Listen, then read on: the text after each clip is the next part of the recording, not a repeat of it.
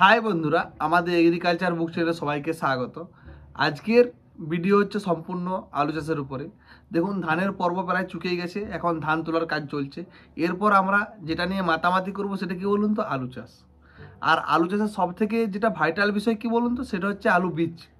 সঠিক বীজ যদি আপনি নির্বাচন না করতে পারেন, আপনি পরবর্তীকালীন যতই খরচ করুন বা যতই ফার্টিলাইজার বা ফাঙ্গিসাইড বা ভিটামিন ব্যবহার করুন, আপনারা কিন্তু আলুর ফলন পাবেন না।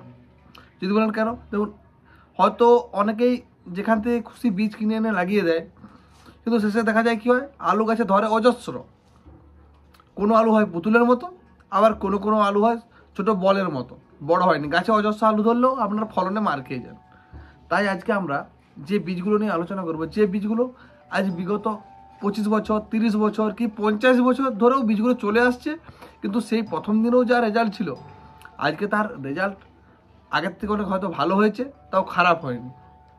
তাহলে সেই বীজগুলো কি? দেখুন, আমাদের পশ্চিমবঙ্গে মূলত যদি হিসাব করে দেখা যায়, 2-3 রকম ভ্যারাইটির আলু চাষ হয়। জ্যোতি, কে22, কলম্বো, চন্দ্রমুখী আর হেমাঙ্গিনী আর পোখরাজ। যেমন পশ্চিমবঙ্গে সমস্ত ধান চাষ হলেও স্বর্ণধান বা 70-29 যেমন বেশি চাষ হয়, সেরকম পশ্চিমবঙ্গে আলু চাষ হলেও সব থেকে বেশি কিন্তু চাষ হয় জ্যোতি। বাকি যেসব চাষগুলো হয় সেগুলো হয়তো 20%-এর মতো, কিন্তু 80% চাষ হয় জ্যোতি আলু চাষ। তাহলে আজকের ভিডিওতে আমি জ্যোতি আলুর বীজের সম্বন্ধে আলোচনা করবো, যে জ্যোতি বীজের মধ্যে কোন বীজগুলো খুব ভালো। দেখতেই পাচ্ছেন যে আলু বীজ চলে এসেছে, কারণ আমাদেরকে হয়তো অনেকেই যে পোখরাজ যেগুলো চাষ হতো, সেই চাষটা কিন্তু এবছর তুলনামূলক কম। যেহেতু পোখরাজটা বিক্রি করতে আমাদের এখানে অসুবিধা হয় বলে আমাদের পোখরাজের পরিবর্তে সমস্ত জমিতে এবছর জ্যোতি চাষটা কিন্তু হচ্ছে। এই জ্যোতি বীজের মধ্যে কিছু আসল বীজ, কিছু ভেজাল বীজ, সব রকম বীজই থাকে, কিন্তু আমরাকে এর মধ্যেই নির্বাচন করতে হবে যে কোন বীজটা লাগালে আমি ভালো লাভ পাবো বা আমার খরচ কম হবে, রোগ জ্বালা কম হবে। দেখুন, পশ্চিমবঙ্গের মধ্যে 2 থেকে 3টা জায়গা আলু চাষের জন্য খুবই উন্নত। সেটা কি? এক, হুগলির চাপাডাঙ্গা। দ্বিতীয়ত আপনি যদি কোতুলপুর বা কামারপুকুর বেল্ট। আর একটা জায়গা যদি ধরেন, সেটা গড়বেতা। আর আমার বাড়ি গড়বেতা, সেটা আপনারা অনেকেই জানেন। এই 3টা আলুর কোয়ালিটি কিন্তু সব দিনেই উন্নত।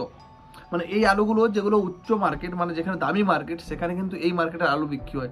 যেখানে দামে আলু খায় বা যেখানে আলুর কোয়ালিটি অনুযায়ী আলু বিক্রি হয়, সেই মার্কেটে কিন্তু এই এলাকার আলু যায়।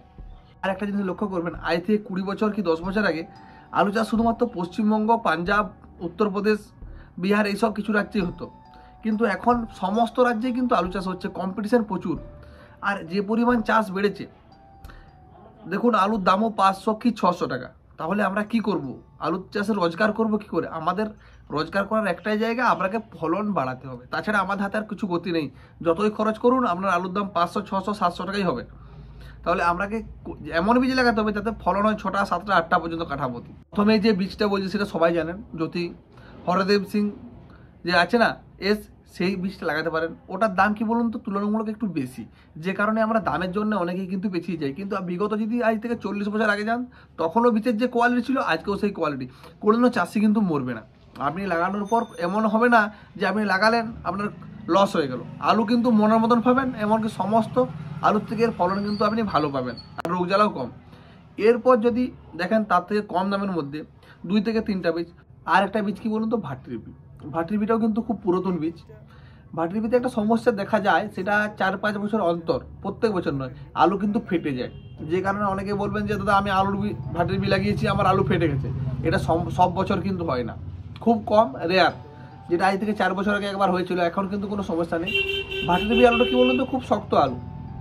আলুটা আপনি ঝাঁকা দিয়ে বা মাঠে কিছুদিন রেখে দিতে পারবেন, স্টোরেও রাখতে পারবেন, বীজ রাখতে পারবেন, আলু কিন্তু পচবে না।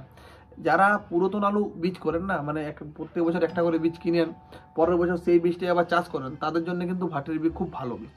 ভাটির বীজের জন্য কিন্তু খুব আদর্শ, এমনকি দামও খুব কম। ভাটির বীজের মতো আরও একটা বীজ আছে, যেটা একই দামের মধ্যে, সেম এক রেঞ্জের বীজ। সেটা কি বলুন তো, কাপুরের কেপ।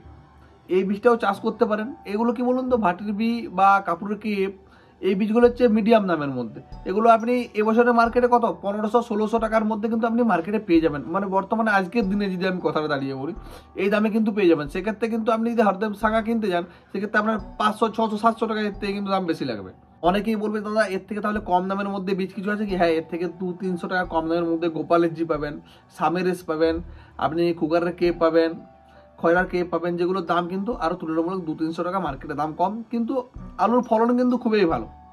অনেকেই আছে যারা কেবাইশ চাষ করেন, কারণ সমস্ত মাটি তো আর জ্যোতি চাষের জন্য নয়, বা সমস্ত মাটি তো কেবাইশ চাষের জন্য নয়। যারা কেবাইশ চাষ করেন তারা কেবাইশের একটাই বীজ খুব ভালো, যেটার দামও কিন্তু অনেক বেশি। আবার এক বীজ প্যাকেটও আপনার মোটামুটি 14-15 টাকা লাগানো যায়, প্রায় 7,000-8,000 টাকার দাম পড়ে যাবে এবছরের মার্কেটে। কংয়ের কেবাইশ বীজ যারা চাষ করবেন তারা এই বীজটা করতে পারেন। এই বীজটার কোয়ালিটি কিন্তু বিগত কিছু বছর ধরে কিন্তু খুব ভালো রেজাল্ট দিয়ে আসছে।